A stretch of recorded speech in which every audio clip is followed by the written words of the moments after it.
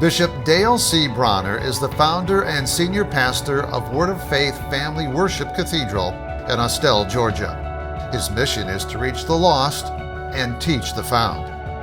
His messages reach millions daily through his international multimedia broadcast. Bishop Bronner's passion is to know Christ and to make him known, as well as to bring maturity to the body of Christ. Please welcome to the stage Bishop Dale C. Bronner.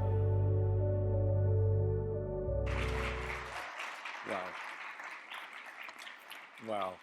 Well, it's absolutely great to be here with you this morning, and the way that Dr. Smith opened us up today was just a ball of fire. Wow, what a treat. And what an incredible team with which he has surrounded himself. I'm the warm-up speaker today for my friend Dr. Gerald Brooks from Plano, Texas. And one of the things that Gerald taught me is that talent needs a team in order to be terrific. Talent needs a team in order to be terrific. It is interesting to note that a horse, if you just got one horse has the capacity to pull about 9,000 pounds of weight. But if you yoke two horses together and get the teamwork of just one other person with you, it is not accidental that Jesus sent them out by twos. It is not accidental. It is not accidental. One horse can pull 9,000 pounds of weight, but if you get two horses yoked together, they don't pull 18,000, they can pull 27,000 pounds of weight. Just two horses yoked together now become exponential. Exponential. They don't do twice as much. Now it's exponential. This is where the whole multiplication dynamic comes into play. So building a team is really the thing that helps any dream. And if you got something that has been given to you by God in the form of a vision or a dream, it is never solo work. It will always mandate a team. If you can accomplish a dream or a vision that God gives you alone, then it didn't come from God or it's too small. And God would never call you to a dream or to do something that you can do without His help.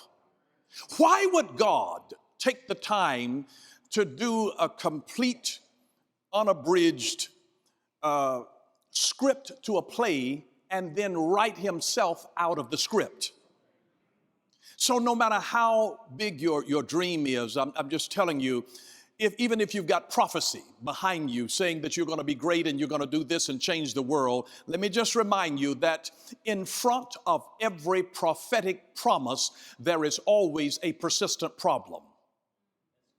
In front of every prophetic promise, there's always a persistent problem. Yes, the children of Israel had this prophetic promise that there was a promised land ahead of them waiting for them. But when they got to the Red Sea, that was a persistent problem that they had to figure out, how do we work through this dynamic? How do we get over this, get around this? How do we get through this? It was a persistent problem. God will always write situations that you do not see that are sort of parenthetically inserted into the script as a part of the producer's note, that they will come to this place and they will not know what to do and they'll have to look up to me.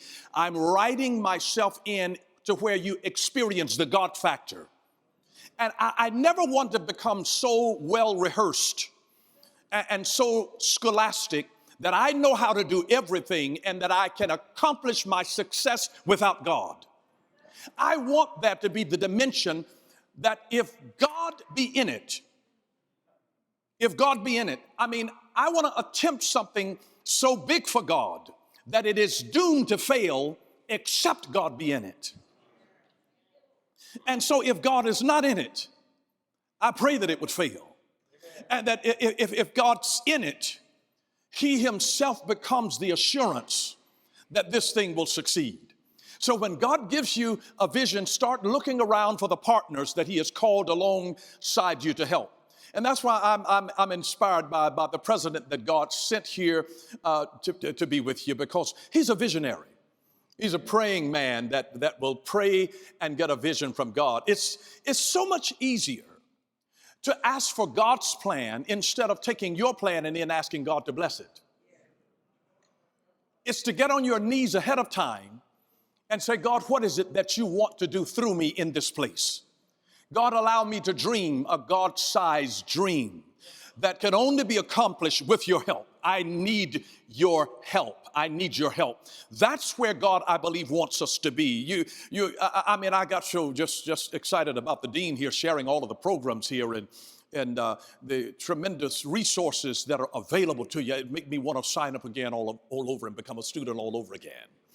I am a lifelong learner. I'm a lifelong learner. And sometimes I realize that the greatest lessons of life are not learned in a course, they are learned on a course. And they're the people that God has planted alongside your journey that's designed to help us and to equip us. It may be a grandmother who never had the privilege of going to college or to a seminary, but yet how they can inspire a tremendous work of folks that say, come see a man, and that introduce different people one by one. They win an army one by one to Jesus Christ just with the love that they have and the concern for the Great Commission, and realizing that one is never too small a number to make a difference. It only takes a spark to get a fire going, just one. And I remember meeting an old preacher years ago who never had any seminary education, and just giving me just his own formula. He's in heaven now, and been in heaven many years, but he just taught me a formula that he said, study yourself full, study yourself full, study yourself full, study yourself full. And then he said, think yourself clear, think yourself clear, study yourself full, think yourself clear. Then he said, pray yourself hot.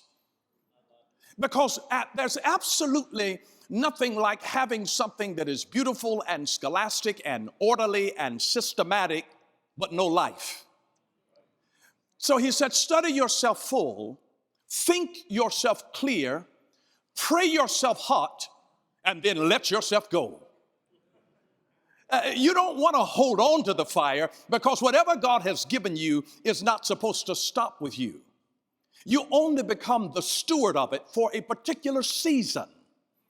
Everybody, when you think about it, is an interim pastor, an interim president, an interim leader, an interim mentor. Everybody is interim because it's only for a season. We notice that because of the dash that's on every birth and death date in a cemetery. It's amazing. And so life is nothing but a dash. Isn't that amazing that everything that you will do in your life on your epitaph is represented by a dash? And the older that you get, the faster that you see how time flies. It is absolutely amazing.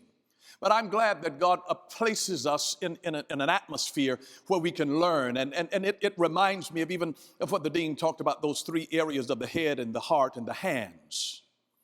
Because whenever you are tasked to do something, you have to involve all three of those areas, not just one, not two, but all three of them. Even every time that I get ready to communicate with an audience, I am thinking first about the heart, because before you ask for a hand, you need to touch a heart.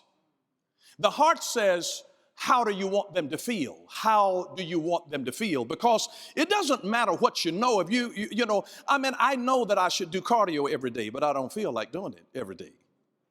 I know that I should eat fruits and vegetables and all of the good stuff. They have good fiber in your system and all of that. Just my knowing it doesn't make me feel like doing it. I know that on the expressway that the speed limit is 55. I know that, but I don't always feel like doing it, particularly when I have someplace to go in a hurry. So knowledge and then doing the right thing, having the conviction to do the right thing. If the conviction is not in the heart, the concept that is in the head is not enough to make you do it. So the first thing in a person's heart, and that's why God gives us vision, because vision engages the heart. Sight is a function of the eyes, but vision is a function of the heart. So the heart engages us. And so the moment that you get a vision from God, we become inspired. We become ignited. I mean, it causes an incendiary kind of reaction in us. The moment that you're touched with a vision from God, it's impossible not to be inspired, and you can feel like I'm getting ready to take over the world. And then we start speaking in a positive way about particular things, and then we come to that persistent problem. You know, we start off speaking the prophetic promise like Superman, and then when we get to the Red Sea, we turn into Clark Kent. And it's amazing, because he always wanted our dependence upon him. And so the first thing that I always ask myself is, how do I want them to feel? How do I want them to feel? How do I want them to feel? Because I've figured this out about ministry. Ministers don't quit ministry because they get tired. They quit because they become discouraged. It is not tiredness, it is discouragement. And that's why God says, write your vision down. Write it down and then read it so that it'll inspire you to run again. Write it down, write it down, write it down, write it down, because that's the thing that we are actually then focusing on. Focus comes from an old English word. It is interesting. The word focus literally means fireplace. It literally means fireplace. And when you think about this, whenever a person loses their fire, you can go back and trace it always. They have lost their focus. It's like return back to your first love. Return back to your first love. If you lose your fire, you lose your focus, because literally the word focus means fireplace. If you've ever sat in front of a fireplace, there's something riveting about it. There is something warm about it. There's something inviting about it. It's a focus. But there's always a danger associated with focus, because focus produces blindness in some other areas. So whenever you're focused in on one thing, you become blind to some other things that are in periphery. And that's why you always, when you're focused on something, you have to have people that not merely have your back, but people who have your heart.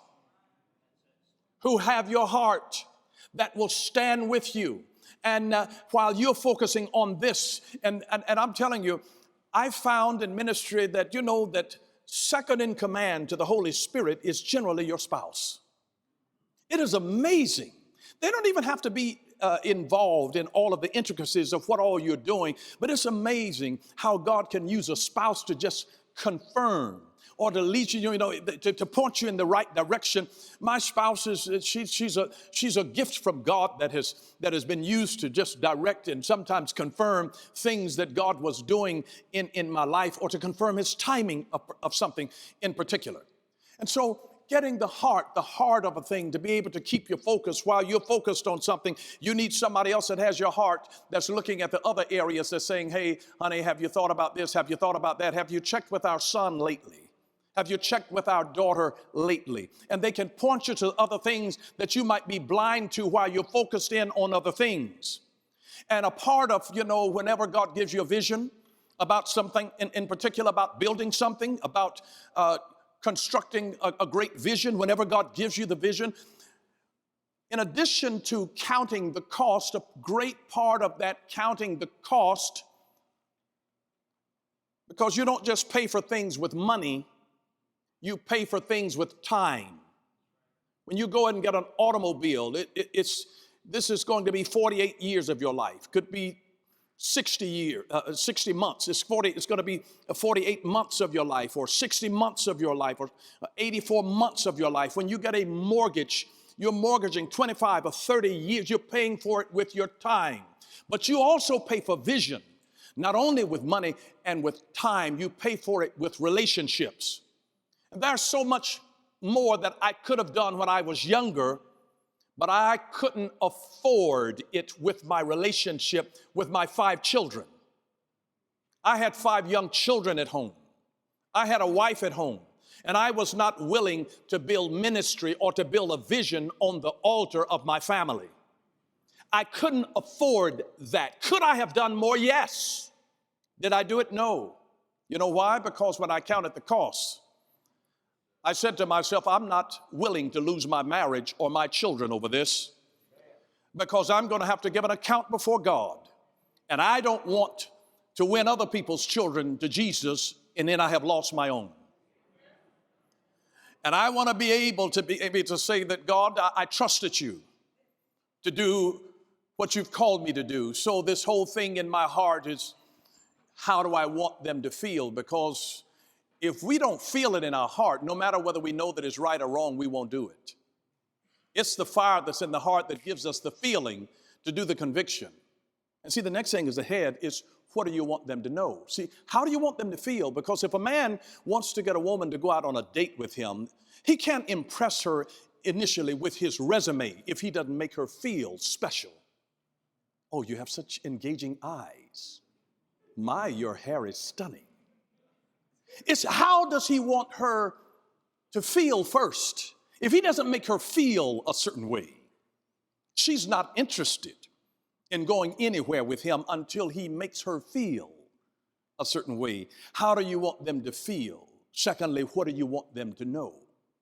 After you get the feeling, my name is, then you introduce yourself. Then you start telling them who you are, what you want them to know. Jesus was a master of coming into a person and dealing with how they felt. He got a woman that had been caught in adultery, and he was about to be stoned. And Jesus didn't introduce himself and said, hey, I'm Jesus Christ, the Son of the living God. No. He says, woman, where are your accusers? He stooped down on her level to connect with her in a powerful way, connecting, touching her heart before he introduced himself. He made himself known to her, undoubtedly. He taught her law, absolutely. But remember, Jesus came full of grace and truth. He gave her the grace to let her know, I don't condemn you. And I want you to look around. Nobody else is here to condemn you either. But then he gave her the truth. Go and sin no more. He was full of grace and truth. He actually shared his heart with her before he told her what he knew concerning law. And then the third area is your hands. What do you want them to do? What do you want them to do? Once you make people feel a certain way, once you then give them the knowledge of who you are, now, what do you want them to do? I want you to go out on a date with me. I want you to go on a journey with me. But don't ask a stranger to go on a journey with you. Make a friend of them. You know, one of the things before I bring people on my team, beyond looking for a calling and character and charisma and competence, I look for this thing called chemistry. Chemistry. And this is the question that I ask myself with the chemistry question, that if I had to get in the car and ride on a trip in the car for 6 hours or 10 hours, would I want to be locked in an automobile with this person for 6 or 10 hours? And if the answer is an emphatic no, then I don't want to do business there with you.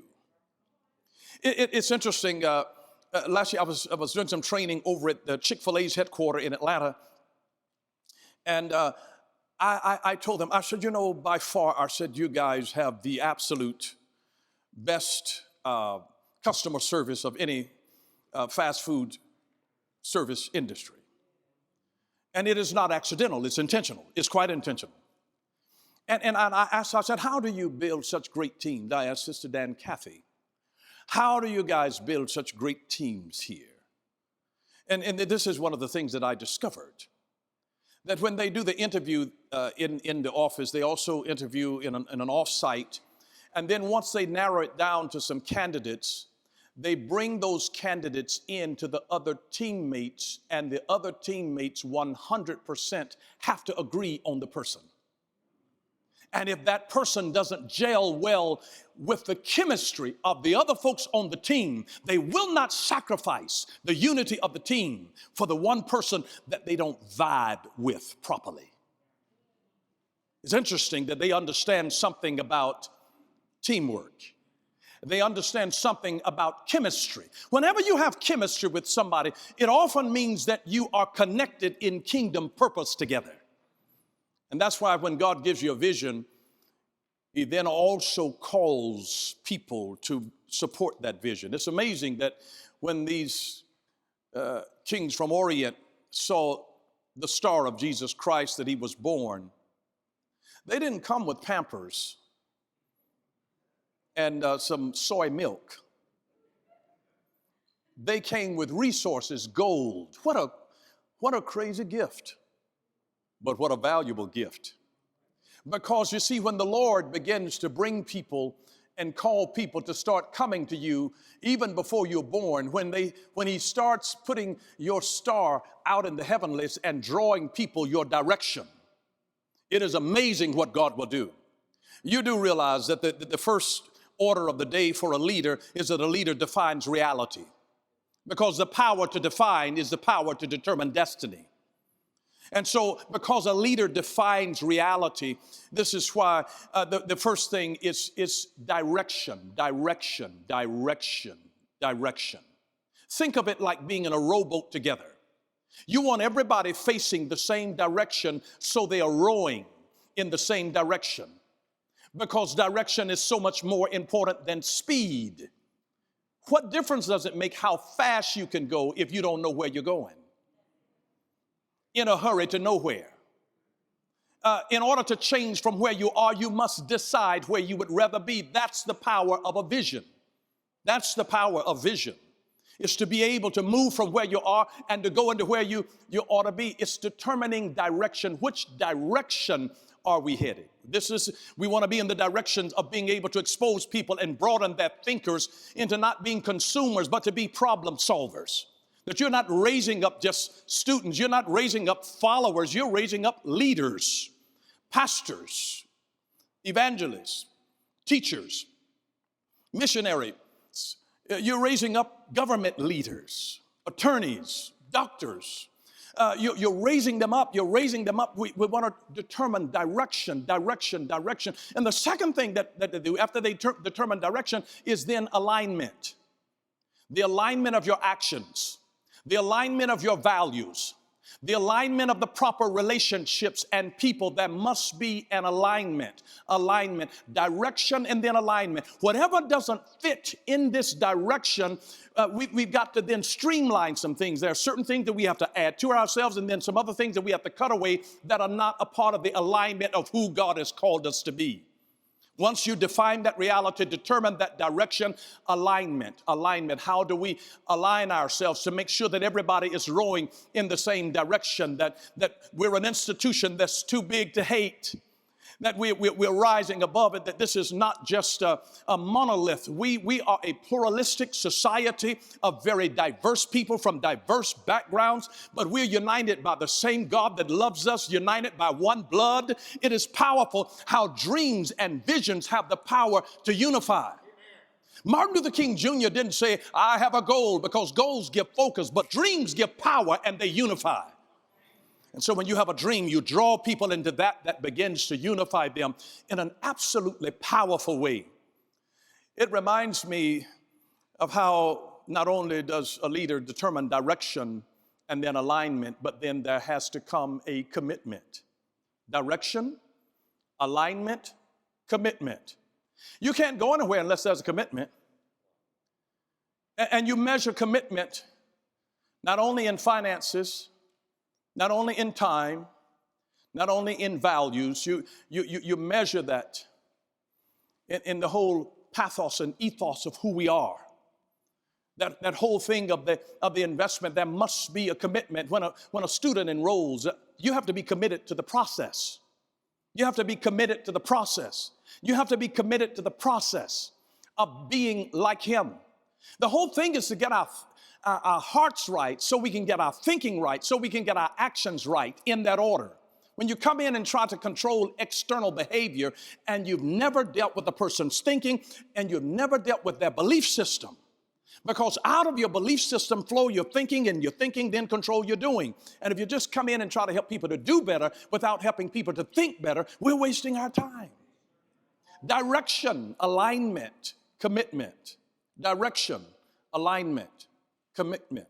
Direction, alignment, commitment. It is amazing that oftentimes before God can expose the different dimensions of who we are and who we are to be, he has to move us from where we are. He calls us from a place. He spoke to Abraham in Genesis chapter 12 and said, get up and go into a place where I will show you. I'm going to show you. I'm not going to tell you everything. I'm going to lead you there by faith.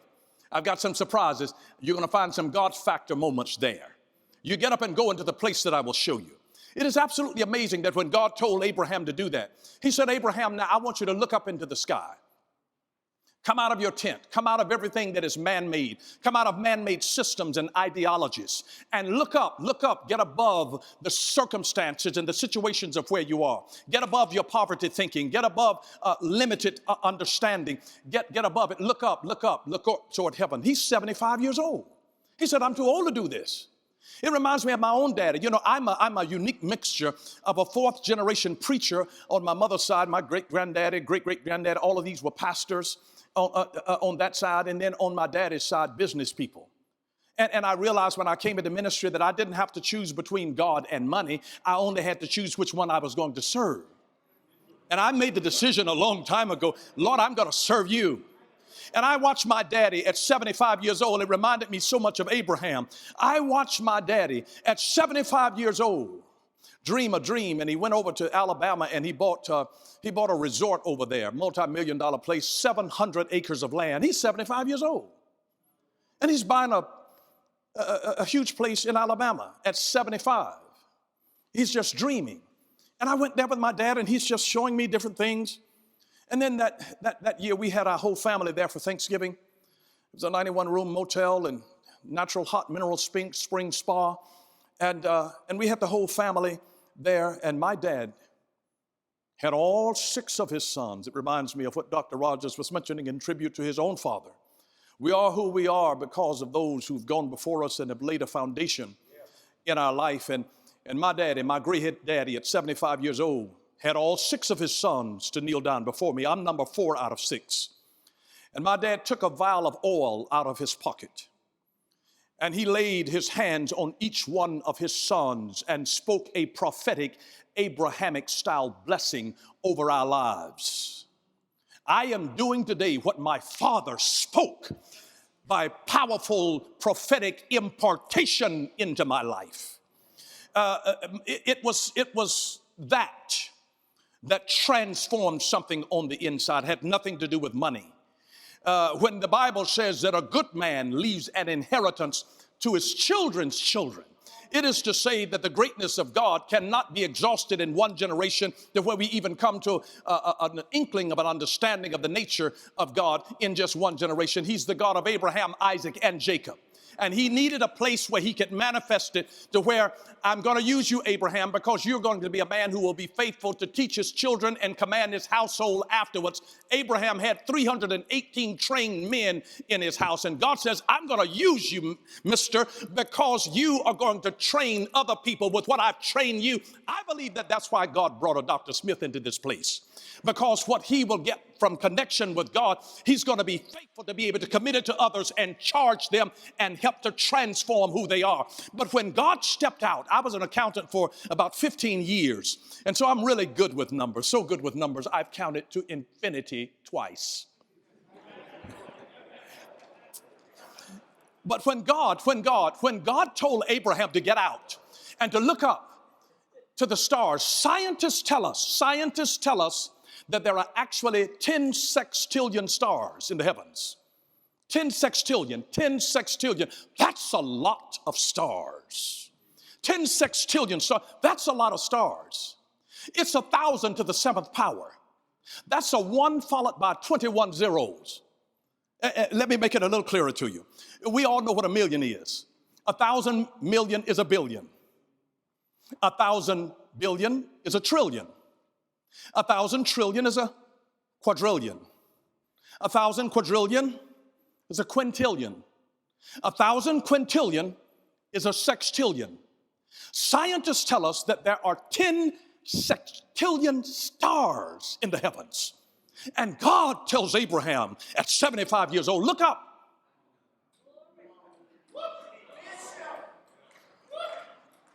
And he's reminding Abraham, you believe in me for how many sons?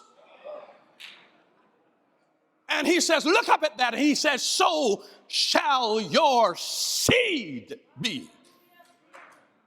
Anybody can count the numbers of seed in an apple, but only God can count the number of apples in the seed. It is amazing that he would say, look up. Look up, look up, look up. My God, there's so much more that meets the eye that is blind to you that you do not see. You don't see everything because you're not always looking in the right direction. And God says, is anything really too hard for me? I mean, do you see how big and vast this universe is? And you're asking me for one little son. Do you not think I'm able to do this? And 9 months after he had that experience, his son was born. Because faith is not just auditory. I know faith comes by hearing, but faith is actually seeing as God sees. And when you see it, that's when you get the revelation. Revelation is the word apocalypse. It is the unveiling. You have to see something. We see it. We see it. We see it. And so he brings us into a knowledge of being able to actually see this thing. We see it. There's something about being able to see it. And vision always produces provision. Provision is for the vision. Provision is for the vision. And it'll always be bigger than what you can accomplish on your own. It'll always be bigger. And you'll need it. And there's always a process. There's always a process. Because there's a chasm. There's a Red Sea that you're going to have to cross. The bridge between knowledge and skill is called practice or study. The bridge between knowledge and skill is called practice. It's called study. The bridge between skill and mastery is called time. And the bridge between a dream and reality is called action. It can't just stay in the vision. At some point, you got to make some lunch appointments. At some points, you got to send some emails and make some telephone calls. At some points, it's putting your shoes on and walking out the vision that I'm here because of something that I saw that is bigger, but this is a part of that. And it is not disdaining doing this step in order to get to that, because arriving is the process, and people fall in love with the results and they abhor process, but you can't have one without the other. This is a part of the process. The process. I've watched young people that will see somebody up operating in ministry and they said, that's what I want to be. But the desire to preach without the burden to study and to pray is nothing but a desire to perform. And it is amazing that God would draw us into a place and he would introduce us to something that sometimes touches us in such a way that says, my God, this is God. And myself growing up in the church world, and I first heard the voice of God at 7 years old, but I didn't try to preach at 7 because I refused to misconstrue a call to preparation with a call to action. Jesus called disciples unto himself that walked with him for 3.5 years. You never confuse the call with the commission. He called them and then he trained them and then he sent them. If God has an option of using somebody who's willing or somebody who's willing and able, who do you think he's going to call? He's going to send the one that is both willing and who has been capacitated to go. It's amazing. And there were certain places that I have been that God spoke to me years in advance and he said, so-and-so is going to call you at a certain time. I want you to get the message ready that I will deliver through you. And I would get a message ready sometimes years in advance and just put it in a drawer and wait for the call. And sure enough, without any finagling or manipulation on my part, here comes the call. Because he calls us in order to prepare us. It's like a summon. It's the call to come to boot camp. This is a training ground preparing people not to just go and do something dealing with exegesis and hermeneutics and homiletics, but something that empowers people, that lights a fire on the inside of you, to where once you leave that you still keep burning with a desire to learn and to grow and to change. It keeps us falling in love with him. I wasn't satisfied as a child just to learn John 3:16. You know, I read it in the Bible that in Luke 23, that Jesus, he took the Bible and beginning at Moses that wrote Genesis and Exodus, began to expound to them the scriptures concerning him. And so I wanted to know him. I'm like, God, that I might know you, not only in the glory of your resurrection, but also in the fellowship of your sufferings. I want to know what you went through. I want to understand something about the price that you paid trying to help people who broke your heart. I want to be able to understand something about the fellowship of the sufferings of Christ. I want to see you in the book. I began to pray just as a young teenager until I said, God, you know, and I saw that in Genesis, he is the seed of the woman. In Exodus, he's a Passover lamb. In Leviticus, he's our high priest. In Numbers, he's the pillar of cloud by day and the pillar of fire by night. In Deuteronomy, he is a prophet like unto Moses. In Joshua, he is the captain of our salvation. In Judges, he's our judge and lawgiver. In Ruth, he's our kinsman redeemer. In 1st and 2nd Samuel, he's a trusted prophet. In Kings and Chronicles, he is our reigning king. In Ezra, he's a faithful scribe. In Nehemiah, he's a rebuilder of the broken down walls of human life. In Esther, he's our Mordecai. In Job, he's our day spring on high and our ever living redeemer. For I know that my redeemer liveth. In Psalms, he's the Lord our shepherd. I shall not want, who makes me to lie down in green pastures. In Proverbs and Ecclesiastes, he's our wisdom.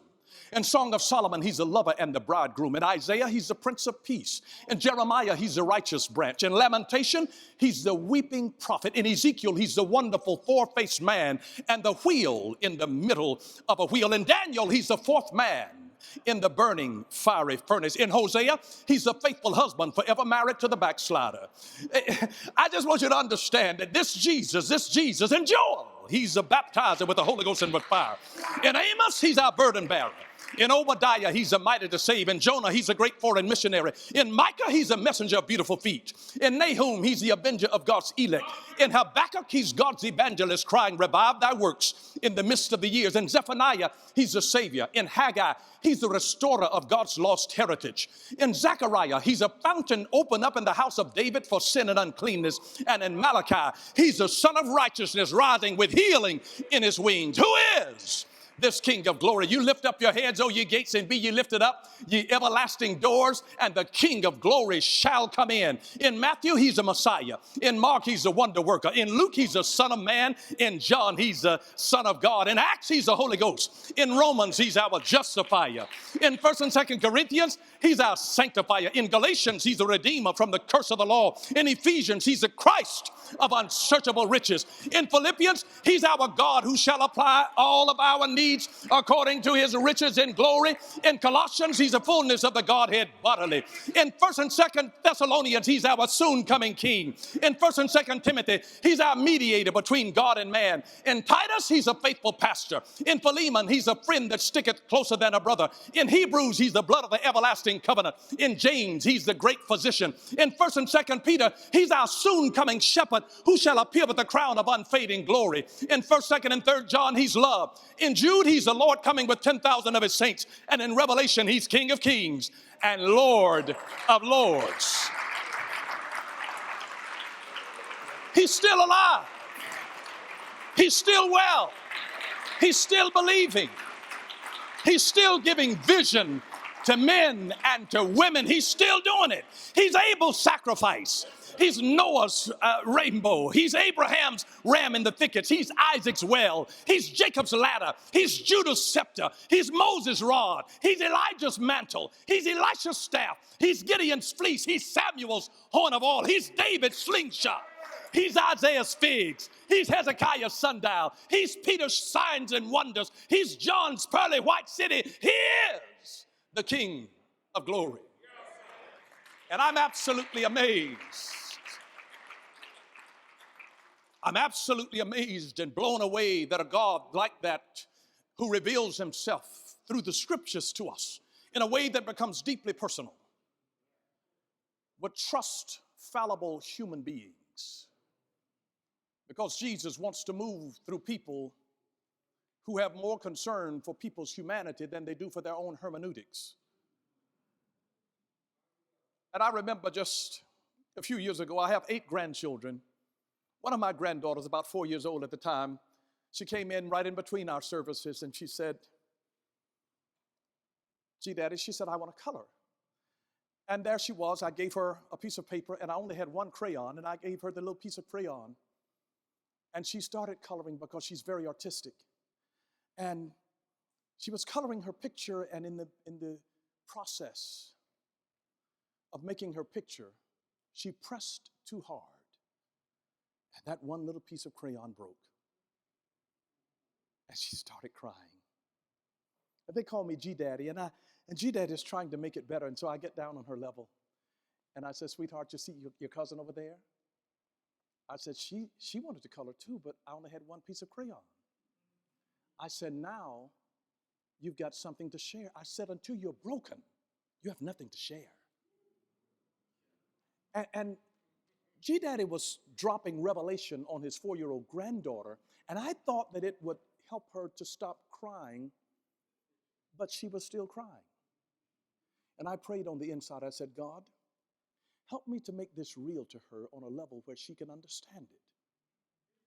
And intuitively, I just picked up that broken piece of crayon and started moving it across the paper. And I said these words as I moved the crayon: broken crayons, still color. Broken crayons, still color. And the water in her eyes dried up and a smile broke out on her face, because she saw that even in her brokenness, that she had enough efficacy in the piece of broken crayon to finish the work.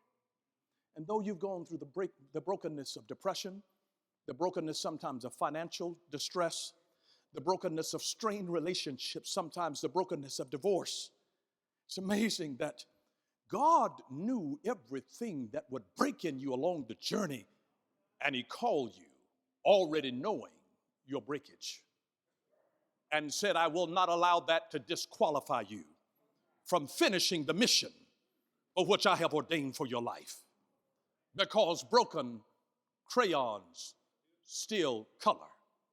And I encourage you today that though something has snapped and broken in your life, understand that you can still finish the vision, because broken crayons still color. God bless you. I love you. It's been my joy.